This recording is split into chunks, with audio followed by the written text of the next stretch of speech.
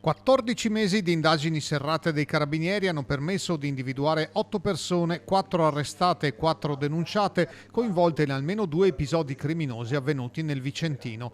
Il primo è la rapina in villa a Malo del 12 marzo 2025 ai danni di 2 coniugi, legati mani e piedi coi fili del telefono e lacci da scarpe, minacciati, lei con la lama di un bisturi, lui con getti di acqua gelata. Il bottino fu di 50.000 euro in denaro e gioielli. E nei giorni successivi l'indagine ha consentito di ricostruire un altro episodio in cui parte di questi indagati, unitamente ad altri che sono stati solo denunciati e non sono stati arrestati in questa occasione, avevano addirittura violato i sigilli di una villa nella quale erano stati trovati qualche giorno prima 2 coniugi morti mummificati, e per questa ragione era stata posta sotto sequestro. Si trattava di Marco Steffenoni e Maria Teresa Nizzola, i cui cadaveri erano stati trovati proprio in quei giorni di marzo. Gli arrestati, tutti membri di famiglie di origine sinti, 3 italiani e un balcanico fra i 30 e i 38 anni, sono stati arrestati nelle loro dimore, abitazioni private e un campo rom, e sono in carcere tra Pisa e Vicenza. Al San Pio X c'è un uomo di Torre Belvicino che per i 2 casi al centro delle indagini ha avuto un ruolo ben preciso. Il soggetto indagato della provincia di Vicenza è ritenuto essere il basista che ha fornito supporto logistico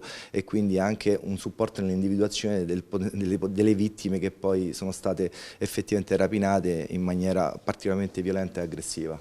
La vasta operazione dei carabinieri, coordinati dalla Procura di Vicenza, ha impegnato più di 100 agenti, coinvolgendo anche reparti speciali e unità cinofile. La banda era molto ben organizzata.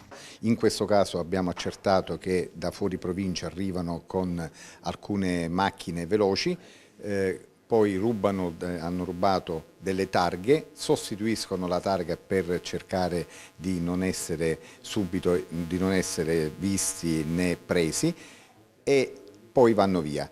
Il sodalizio criminale utilizzava anche documenti falsi e schede telefoniche intestate a prestanome stranieri. Con l'esecuzione dell'ordinanza sicuramente non si concludono le indagini. Nessun evento che accade sul territorio passa inosservato, anzi al contrario, l'Arma dei Carabinieri non cede ad un passo rispetto alla tutela delle comunità che ci sono affidate.